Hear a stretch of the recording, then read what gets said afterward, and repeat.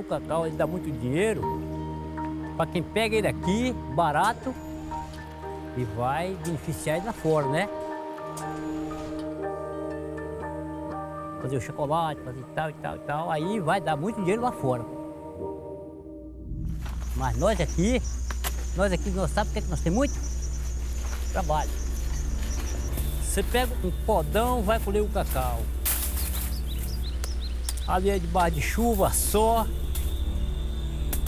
Aí você vai ele vai se matar ali dentro. Pá, pá, pá, pá. Cola uma caixa de cacau. Ele vai dividir mais o patrão. E o trabalho que ele teve lá de roçar, colher, bandeirar, quebrar, secar. Aí você vai dividir com o patrão, vai sobrar o que pra você? Não sobra nada, meu amigo, não sobra nada. Nada.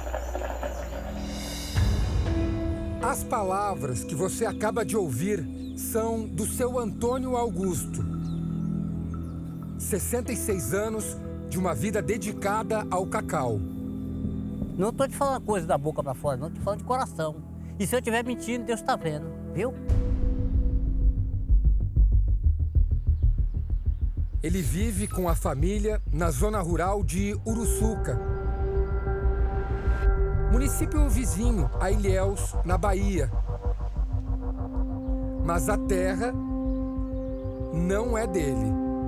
Então hoje é que você me pergunta hoje, faz a pergunta. Foi o cacau te deu, tu tem uma casa? Eu não tenho esteira pra dormir em cima, macho. Eu não tenho esteira pra dormir em cima.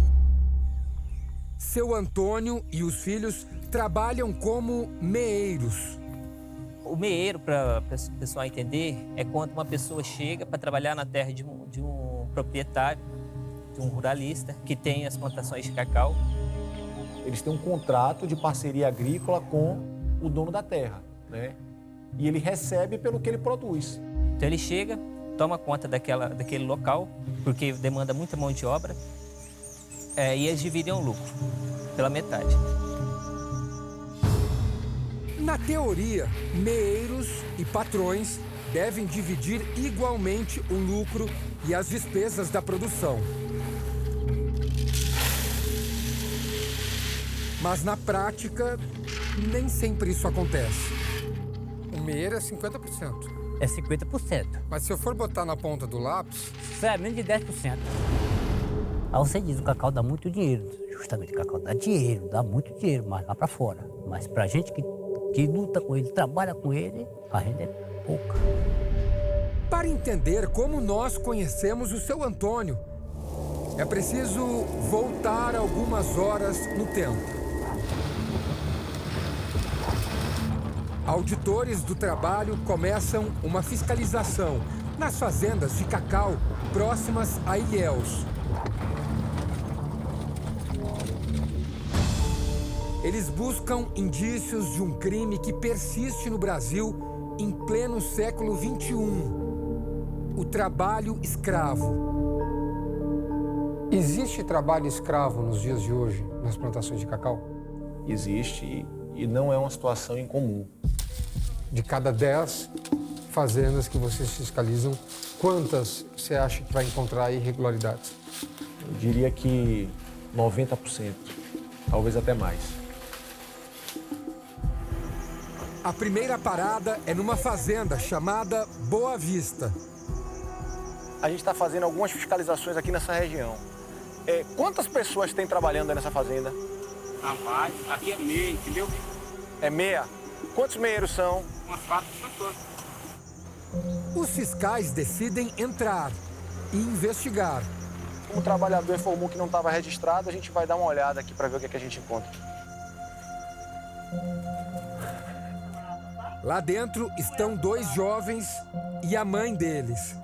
Todos trabalham na plantação de cacau. Os auditores pedem para conhecer a casa onde a família vive e se deparam com uma condição precária. Não tem água não, Matheus? Não tem água nem luz? Mas vocês fazem as necessidades aqui? Não. Tudo no mato? No mato. Na verdade, o banheiro ali acaba que é um banheiro só de enfeite, né? Porque ele não usa um banheiro. Ele acabou de falar pra gente, né? Para quem está nessa situação desde que nasceu, fica a sensação de que nem é tão ruim assim. Você acha que essa casa tá justa também para vocês? Tá. Tá? Mas não tem água, não tem luz aqui. Pô, mas é o jeito, né, velho? Tem que ir pra hoje de sobreviver.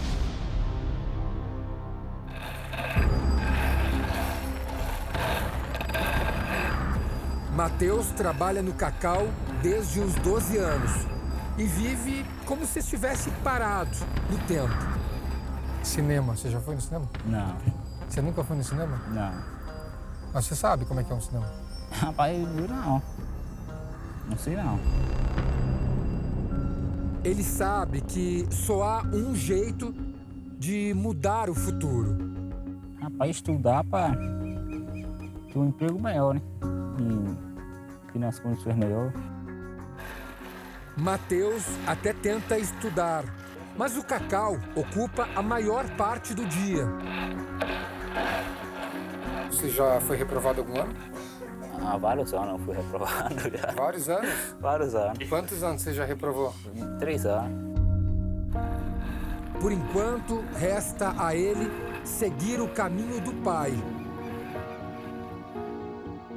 O seu Antônio, que você conheceu no início da reportagem. Deve ser difícil você trabalhar na roça o dia inteiro e ir para a escola e ter que se concentrar, tem que estudar. Ô, rapaz, é difícil. Você não tem um descanso, não tem um conforto lá ele.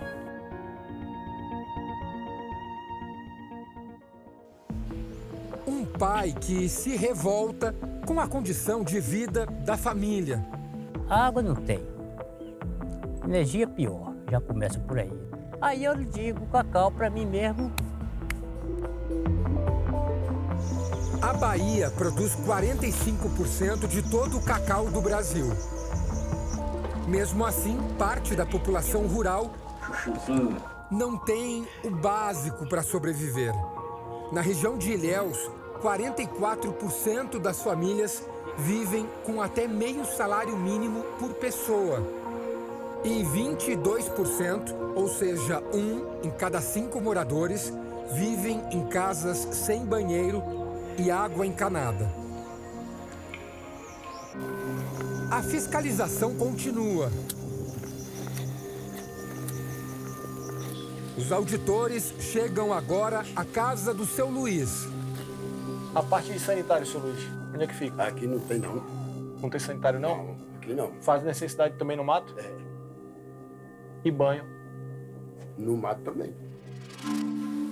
Não há luz sequer para conservar a comida. Isso aqui é o quê? É carne, né, seu Luiz? Carne seca, é? Carne do sol. Não tem geladeira, não, né? Não tem. Aqui não. Nesta casa também não há água encanada. A alternativa encontrada pelo morador foi cavar uma cacimba. Ou seja, ele mesmo começou a abrir um buraco na terra, foi cavando, até encontrar água. E essa água que brota do solo é que ele usa para beber, para tomar banho e para cozinhar.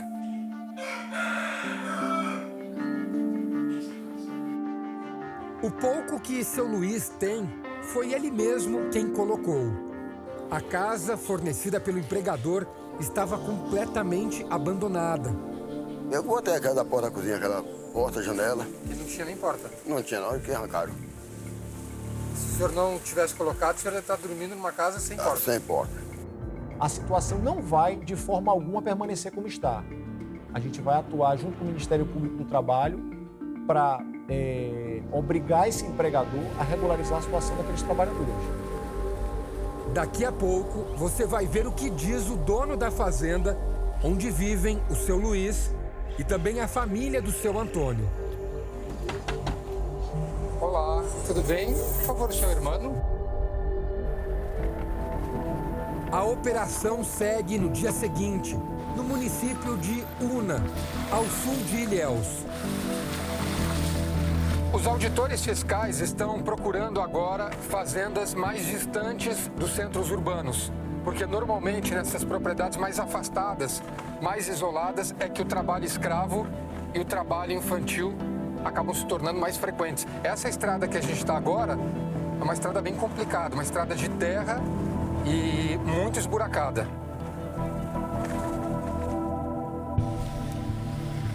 Se o trajeto de carro é difícil,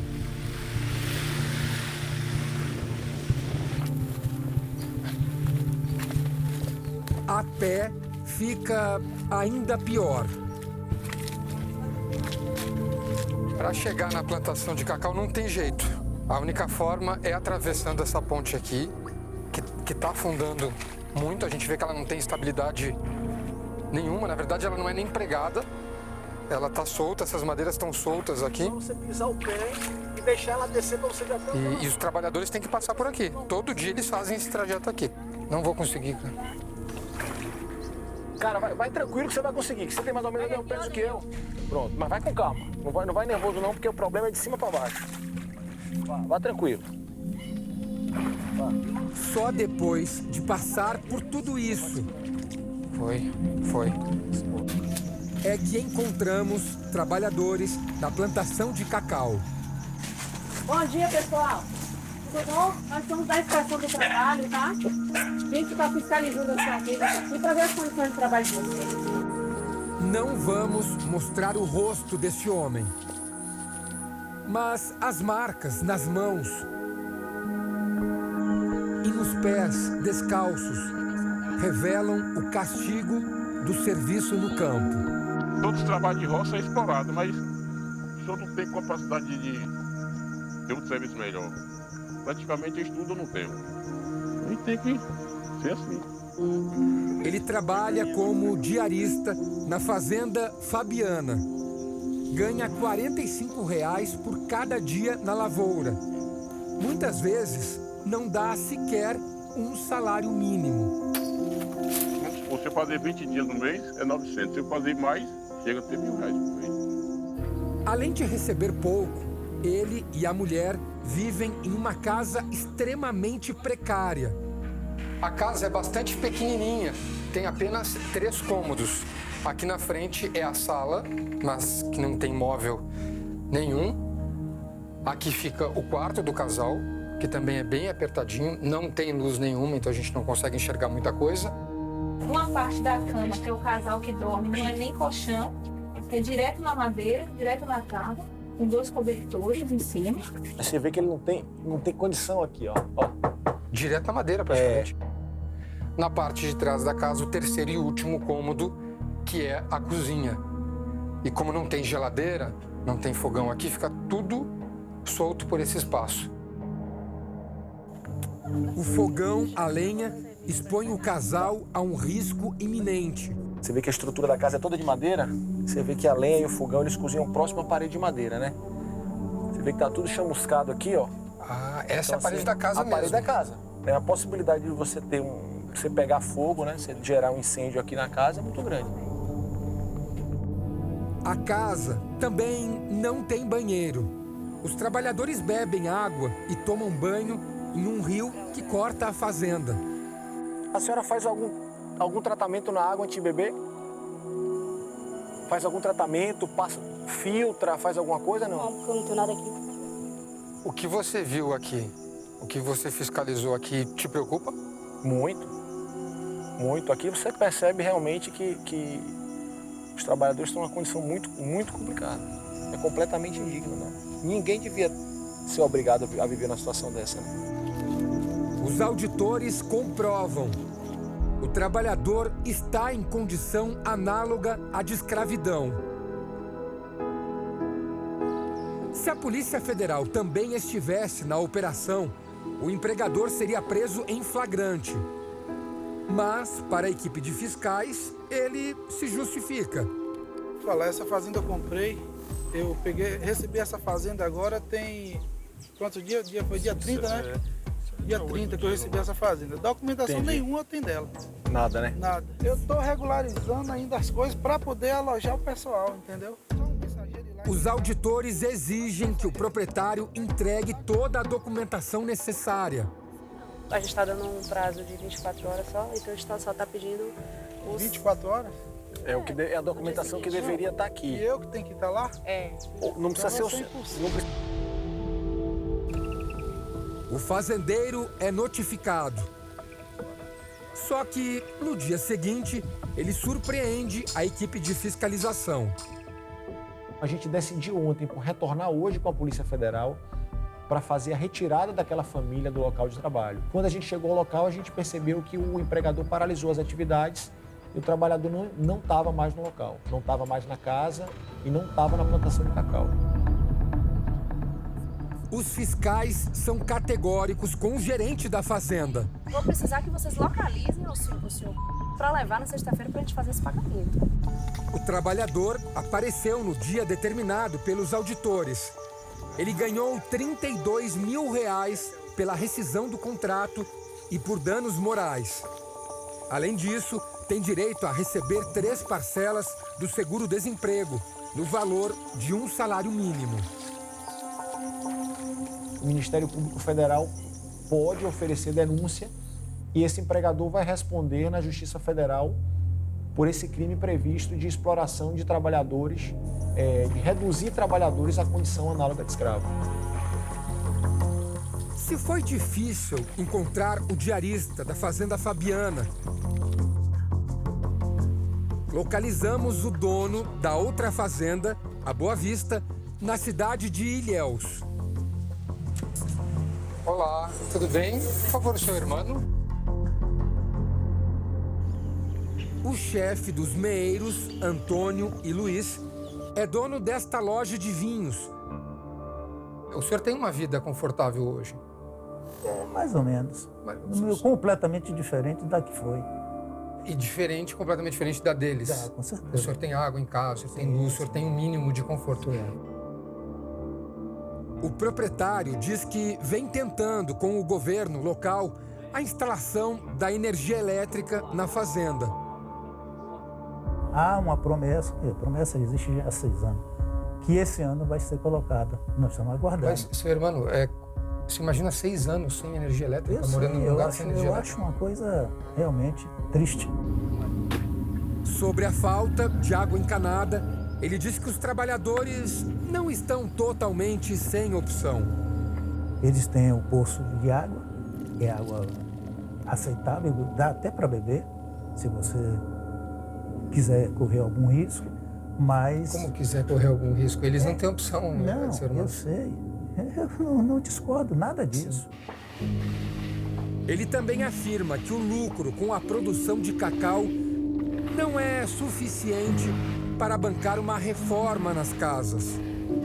Então o senhor está me dizendo que em 16 anos o senhor não tem condições financeiras de dar uma condição mínima para essas famílias? Com certeza, sem condições.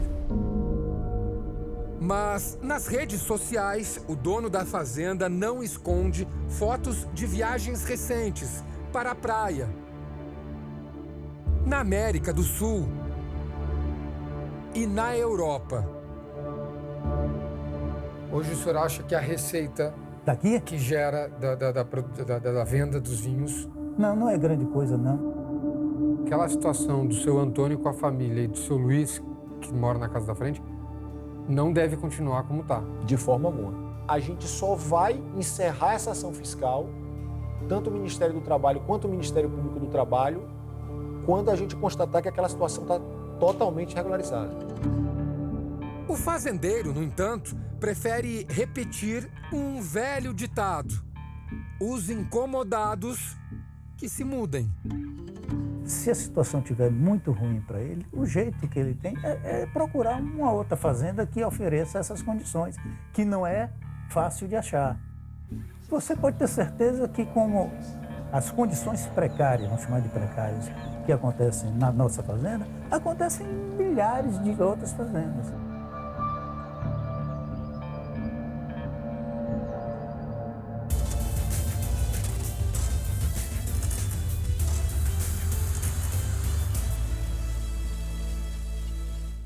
Durante 4 meses, os jornalistas Adriana Farias, Gilson Fred, Marcelo Magalhães e Marcos Reis percorreram a trilha de uma das grandes riquezas brasileiras, e descobriram um universo de privações e exploração.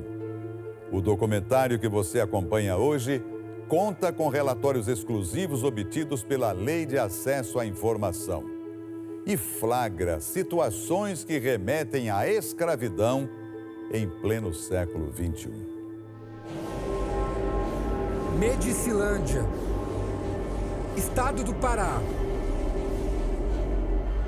Uma cidade com quase 32 mil habitantes, que enfrenta problemas comuns às regiões mais pobres do Brasil. Esgoto a céu aberto, casas precárias,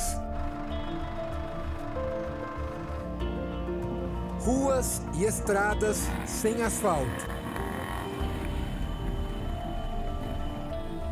Um cenário impensável para o lugar que tem um título bem expressivo. A cidade aqui é considerada como a capital nacional do cacau. Nós temos hoje 50 milhões de pés de cacau produzindo no município de Medicilândia, que é o maior produtor de cacau individual do Brasil. Na capital nacional do cacau, apenas 37% das casas têm banheiro e água encanada. E 63% das famílias, 2 em cada 3, vivem com até meio salário mínimo por pessoa.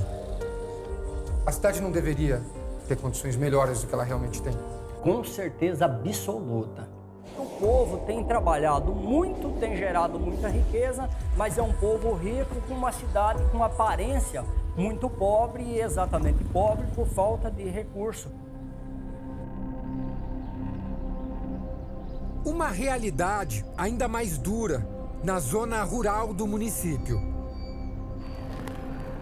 As famílias que dependem do cacau vivem longe do conforto, da comodidade dos centros urbanos e moram perto das plantações.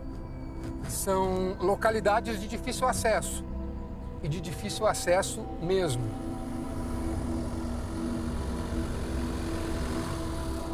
São estradas de terra completamente esburacadas que, quando chove, se transformam em verdadeiros lamaçais. Isso faz a vida das pessoas que vivem aqui ainda mais difícil. Tudo isso acontece nos chamados travessões, como são conhecidos esses longos caminhos que cruzam a Transamazônica. Foi em um desses travessões que conhecemos Dona Isanilde. Mãe de 13 filhos, com 3 pais diferentes e nenhum apoio. A senhora teve que criar sozinha? Criei sozinha, com a ajuda de Deus, comendo farinha molhada, jabuti. A casa em que a família mora é bastante simples, pequena, humilde, e eles estão reformando agora com muito custo para deixar as condições melhores. Vamos dar uma olhadinha aqui? Então aqui é um cômodo só, aqui é o banheiro. É. Um banheiro e 2 quartinhos. O banheiro está todo para fazer ainda. Quantas pessoas moram com a senhora aqui? 7. É a senhora e mais 6 crianças. É. Uma família grande para alimentar com os R$370 que ela ganha do Bolsa Família.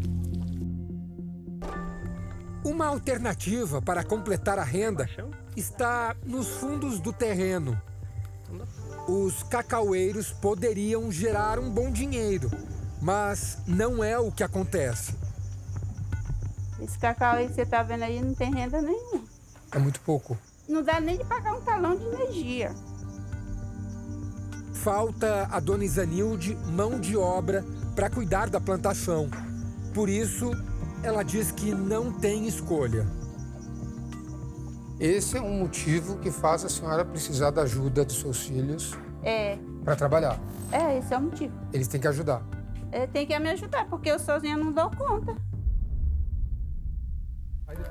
Uma obrigação que começa desde muito cedo.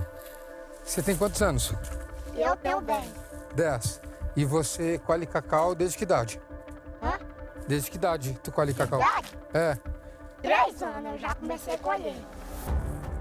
E aqui eles fazem tudo da forma mais manual possível.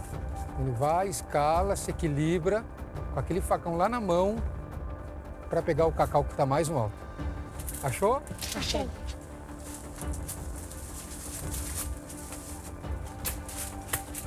Caiu aqui já. Depois vem outra parte perigosa. Quebrar o cacau, como dizem por aqui. Aqui dentro do cacau, o cacau tá cheio dessas amêndoas aqui, ó. Posso pegar? Pode. Pra mostrar? Olha aqui, ó. Pode até parecer simples, mas repetir todo esse processo por horas e horas é um risco para as crianças. Tu tá usando o que aí para roçar? É um facão. Um facão? Esse facão é grande, não é? Pequeno. É quase teu tamanho? Pequeno. Você já se machucou alguma vez? Já. Colhendo cacau? O que você fez? Cortei o dedo. Como é que você cortou? Facão. Eu tirei o cacau e pegou no meu dedo o facão. E quanto mais o tempo passa, mais cicatrizes eles acumulam. O facão escapuliu e pegou a minha perna. Na mesma hora, eu não sabia se chorava de medo, se chorava de dor. Tirou a camisa dele e amarrou na minha perna para não sair e não vazar muito. O trabalho infantil não é apenas uma realidade em Medicilândia. É quase cultural. Hoje em dia, às vezes, a gente vê certas reportagens, porque trabalho escravo, a criança está trabalhando. Não é. Isso aí não é escravidão, não. Essa história de dizer que menino não tem que trabalhar, que o menino tem que ficar solto aí brincando, fazendo coisa errada, eu não concordo com isso. Tem essa ideia ainda que o trabalho forma o caráter da pessoa, que é ali que a criança vai aprender os valores, né? Isso, na verdade, é uma frase de efeito. Obviamente, quem tem as melhores oportunidades são as pessoas que tiveram uma melhor escolaridade, que tiveram mais oportunidades de aprendizagem. O comportamento dos moradores tem o respaldo, inclusive, do prefeito da cidade. Se você tirar do pai e da mãe a possibilidade de ele ensinar o filho a trabalhar, ele vai se formar o quê depois dos 18 anos? Você vai começar a levar um cara depois que ele já casou para ensinar ele a quebrar a primeira fruta de cacau? Quem que aguenta sustentar filho até essa idade sem ele aprender a trabalhar? Se a família tem uma necessidade, não é a responsabilidade da criança suprir essa necessidade. Essa transferência de uma responsabilidade do adulto para a criança é muito injusta, porque impede a criança de se desenvolver plenamente.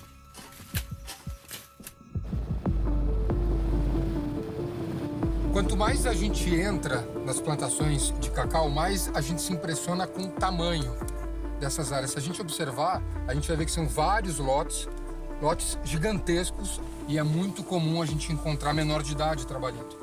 Bom dia, tudo bem?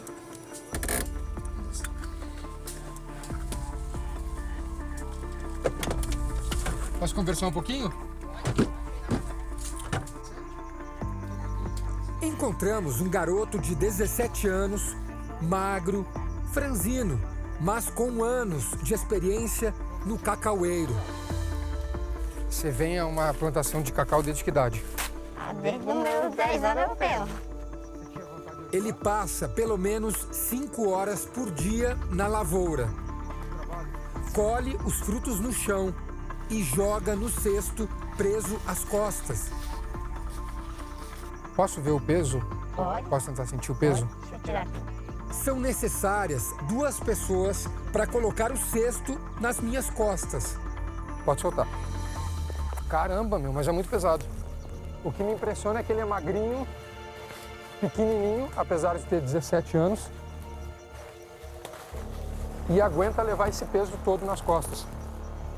E olha que ainda cabe mais cacau.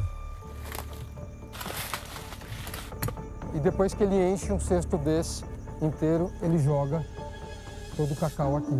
Eles vão fazendo essa montanha de cacau e é depois, na parte final, que eles abrem o cacau e colocam as amêndoas para secar. Mas eu tenho que dar impulso? Você dá impulso pra frente, não a cabeça. Ai! Ah, que alívio agora. Ela é muito pesado. E não é apenas na lavoura da própria família que os adolescentes trabalham. Crianças também são diaristas? Crianças também são até 12 anos, 13 anos, assim, o proprietário pega, o meeiro pega eles como meia diária. É o caso deste garoto de 14 anos. Ele trabalha para o pai e para quem mais precisar. Aí você cobra a diária? R$60. 60 reais. 60 reais. E aí é um dia inteiro de trabalho? Um dia inteiro de trabalho. E não seria bom se você aproveitasse o tempo inteiro, o dia inteiro para estudar? Seria, mas às vezes eu sou um pouco meio desinteressado, né? Você é bom aluno? Pra mim, eu digo que não. Não? Eu mesmo, eu digo que não. Ele está longe de ser o único. Elas não conseguem render tanto quanto uma criança da cidade que tem uma vida diferente. Elas cansam sim, acabam dormindo em cima da carteira, acabam se estressando, brigam na escola. Os desafios já começam na dificuldade em chegar à escola. Eu preciso da bicicleta, sabe por quê? Pra mim ir pra escola, que eu ia muito cansativo no sol quente. Os que têm um pouco mais de sorte usam um transporte escolar, no mínimo, improvisado. As crianças se apertam na caminhonete, que percorre estradas vicinais em péssimas condições. Tem lugar que nem que você queira, você não consegue mandar um ônibus. Você pega uma terra roxa dessa daqui, tem ladeira que você não consegue parar de pé no inverno, nem a pé. Aí como que você vai rodar, entendeu? Com um ônibus, com ar-condicionado, com tudo. Não anda, não é uma questão de querer. O transporte não é o ideal. A escola também não. Aqui funcionava uma das escolas de Medicilândia.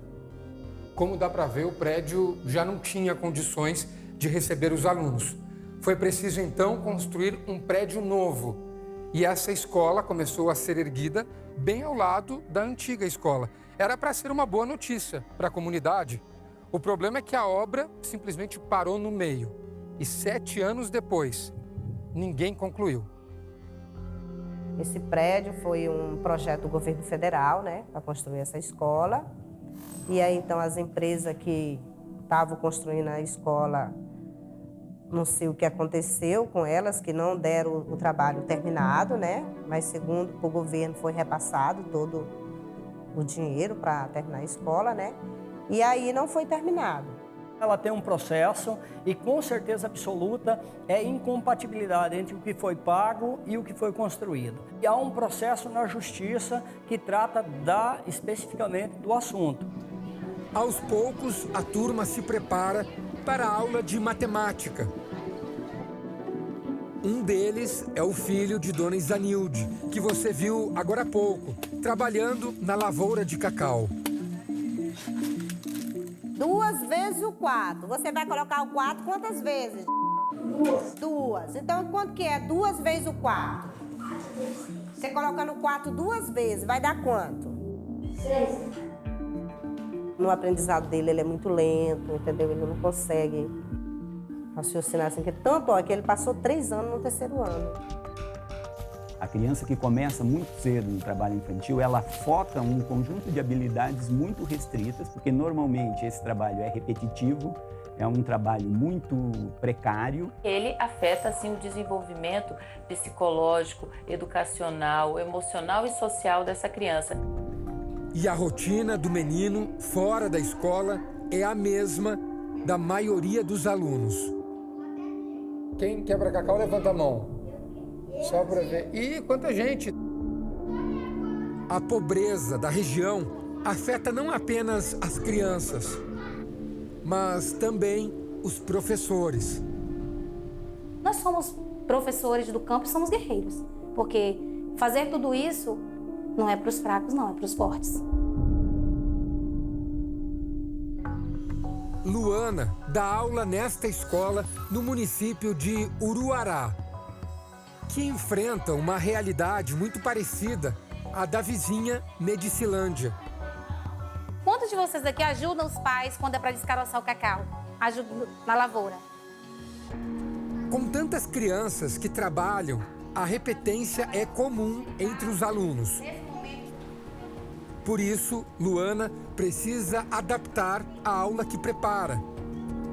Aqui ela é professora de todas as crianças da região, crianças de várias idades e que estão em séries, em anos diferentes, mas estudam no mesmo ambiente, na mesma sala de aula.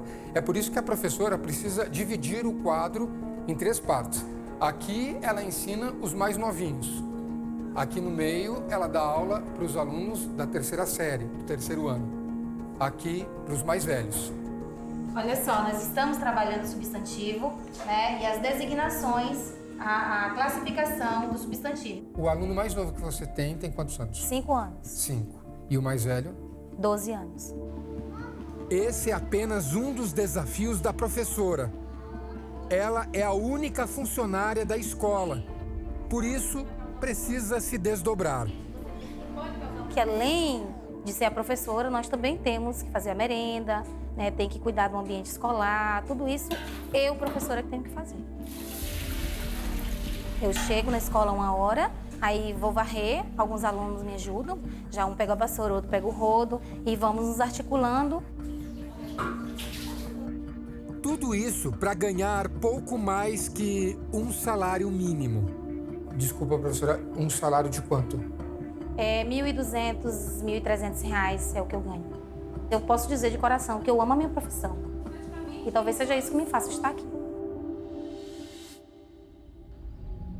Como o salário é baixo, Luana precisa dobrar a carga de trabalho em casa, justamente no fruto que gera tanto dinheiro e, ao mesmo tempo, tanta pobreza na comunidade. A rotina é muito corrida. Levanto muito cedo e já começo os trabalhos domésticos, né?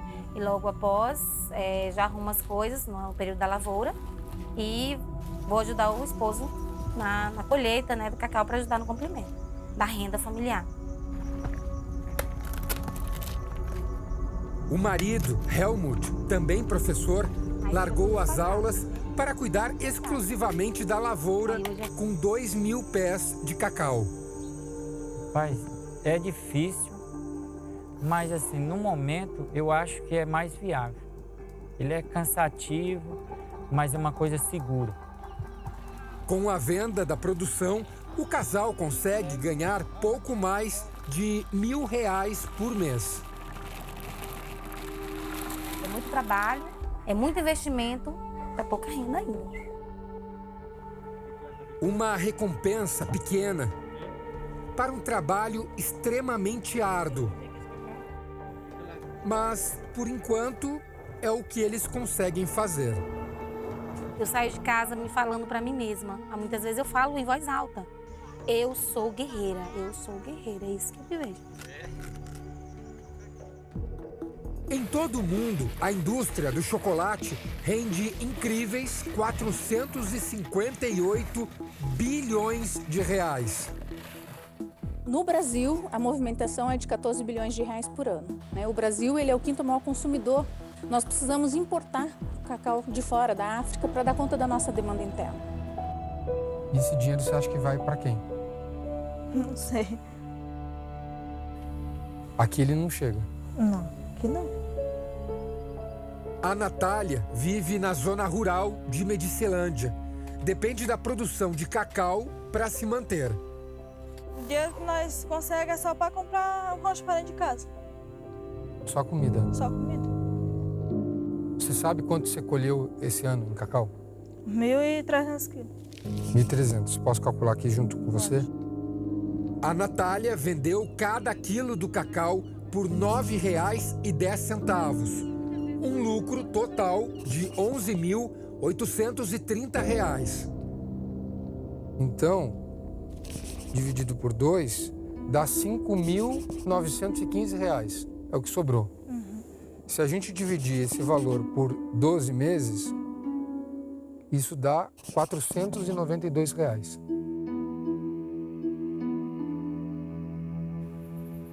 Sobra para ela menos de meio salário mínimo por mês. E ainda tem mais desconto. E aí, se você precisar adubar ou se você precisar de veneno, você tem que comprar.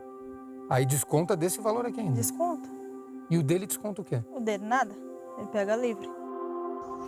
Não é o que a lei determina. O dono da fazenda deveria arcar com todas as despesas da lavoura.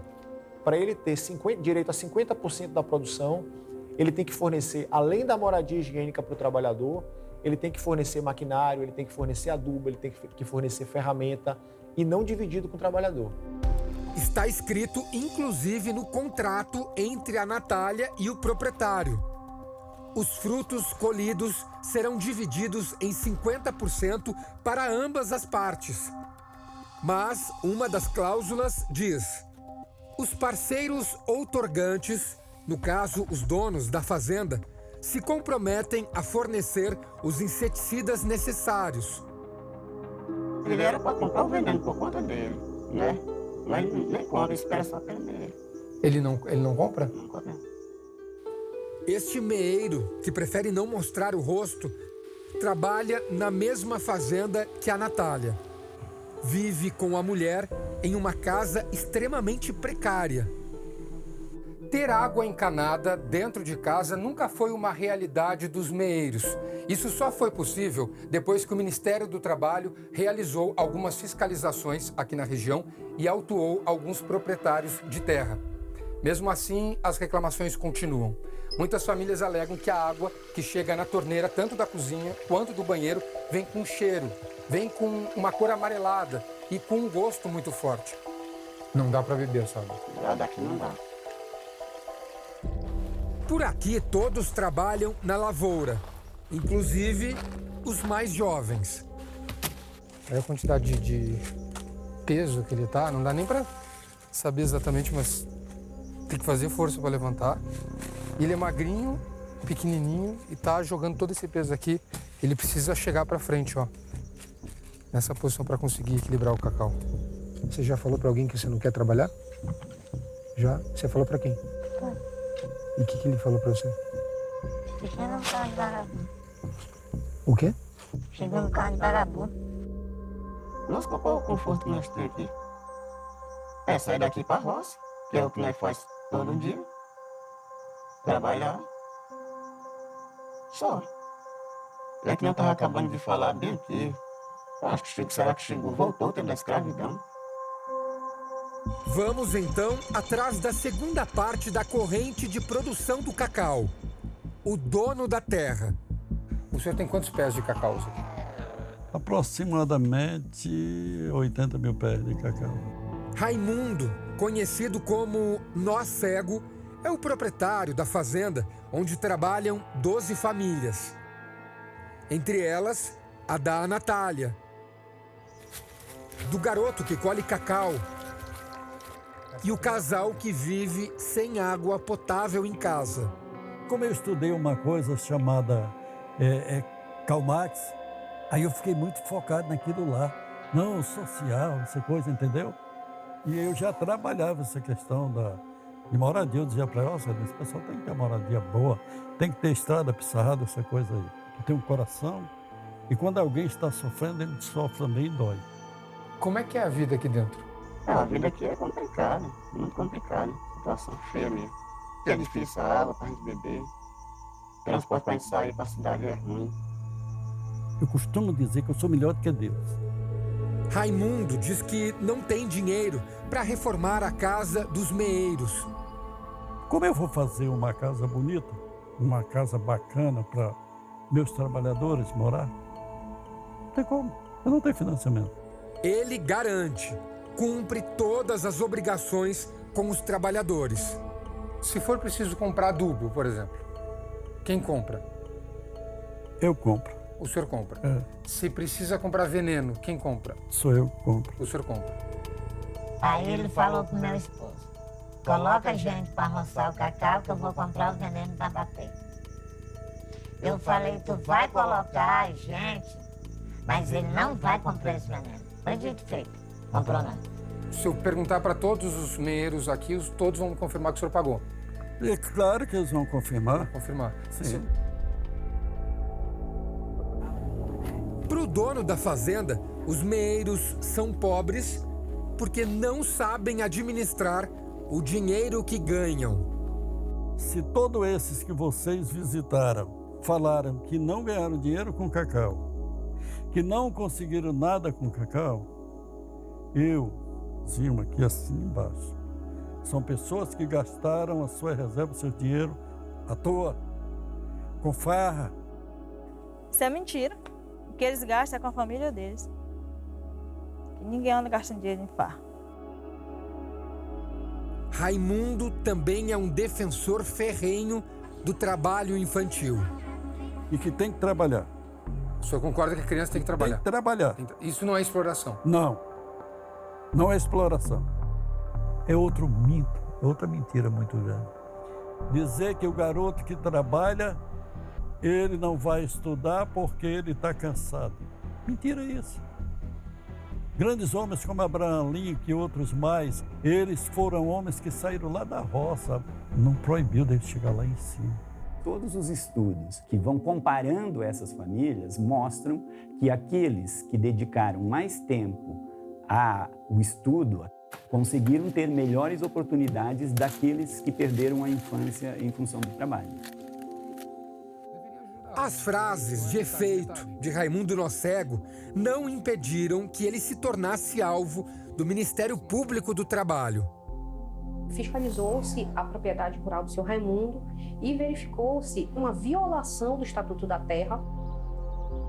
Com exclusividade, o Câmara Record chegou ao relatório desta fiscalização por meio da Lei de Acesso à Informação. O documento afirma que, já em 2013, a maioria dos trabalhadores não dispunha de instalações sanitárias adequadas e que a maioria das casas não contava com água potável. Além disso, vários menores foram encontrados no processo de cultivo do cacau. Nessa fiscalização, nós encontramos 29 trabalhadores em condições análogas a de escravo. Desses 29, 9 eram crianças com menos de 16 anos de idade. 2019 está na segunda metade e pouca coisa mudou nas terras do Raimundo, desde o relatório de 6 anos atrás. O senhor chegou a ser indiciado por trabalho escravo e trabalho infantil. Foi tanta coisa, trabalho escravo, trabalho infantil. Isso é muito grave, não é? Ser indiciado por trabalho escravo e por trabalho infantil, isso é muito grave. O que é grave e o que é certo em nosso país? O Ministério Público do Trabalho chegou à conclusão de que Raimundo Nócego não agia sozinho. É aí que entra o terceiro elo da cadeia produtiva do cacau, o atravessador, também chamado de cerealista. É ele quem compra o cacau produzido pelos meeiros e revende para as grandes indústrias moageiras. Esses atravessadores, muitas das vezes, eles possuem uma interferência, inclusive na produção propriamente dita. Essa interferência funciona assim. Como os meeiros recebem muito pouco, os atravessadores emprestam dinheiro para eles nas horas de mais necessidade. E esse valor é cobrado na próxima venda do cacau. Porque a gente é pobre, né? A gente precisa. Aí a gente vai lá, ele arruma, a gente já traz R$50, ele vai e arruma pra gente. Aí quando você levar o cacau, Aí ele desconta exatamente, os R$50 que ele já tinha dado antes. É. Na prática, isso obriga o meeiro a vender o cacau sempre para a mesma pessoa e pelo preço que o atravessador determinar.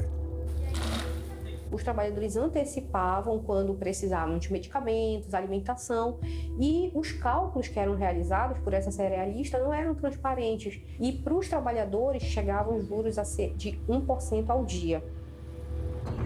O atravessador que atuava na fazenda de Raimundo Nocego se chama Daniel Ulian. A família dele comprava todo o cacau produzido pelos meeiros.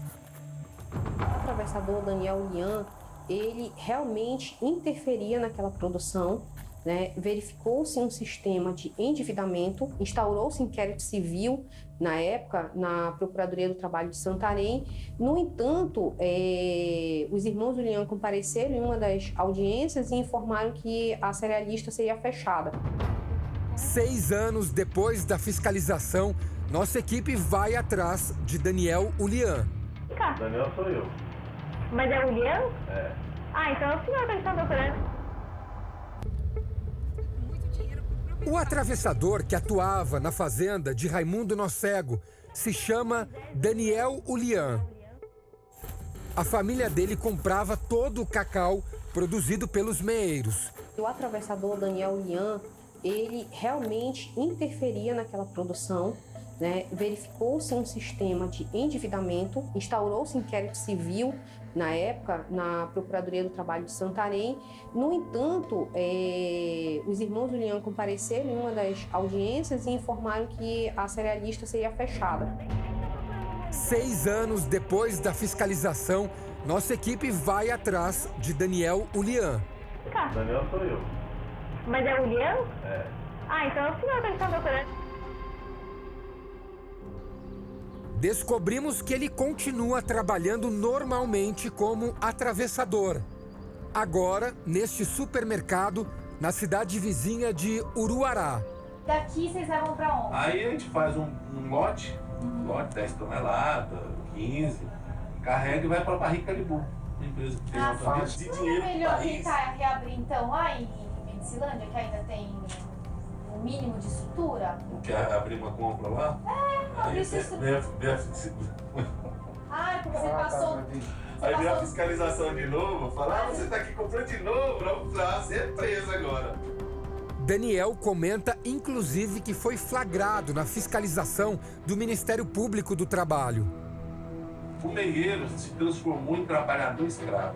Aí me pegaram, eu fui um dos mais prejudicados da manobra. Eu tive uma multa de 3.800.000. A partir das informações apuradas pelo Câmara Record, o Ministério Público do Trabalho promete tomar novas providências. Nós vamos utilizar esses dados da reportagem de vocês, dessa reportagem investigativa, para instaurar um procedimento, um inquérito civil e responsabilizar de fato esse atravessador, Daniel Ulian. Os atravessadores vendem o cacau para as moageiras, que transformam as amêndoas de cacau na matéria-prima do chocolate. Se elas quiserem, é possível chegar a esse nível de garantir que nós não temos crianças e adolescentes explorados na produção de cacau, como não temos o trabalho escravo. E o que dizem as empresas que estão na outra ponta da produção de cacau?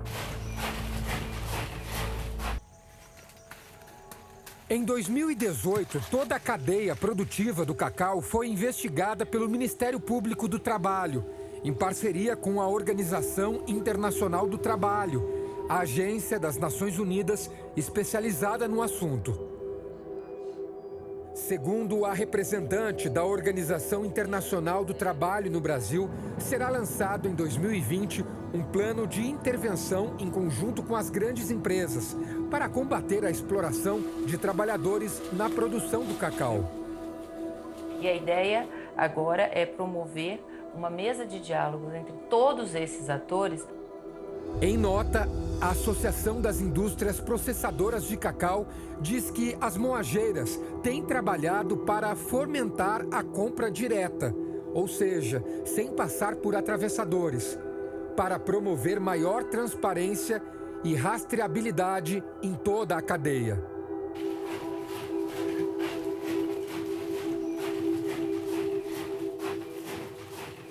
Esta edição termina aqui. Você já sabe que pode falar diretamente com a gente pelo WhatsApp. O número é DDD 11 99771 7777. Muito obrigado pela companhia. Tenham todos uma ótima noite e até a semana que vem.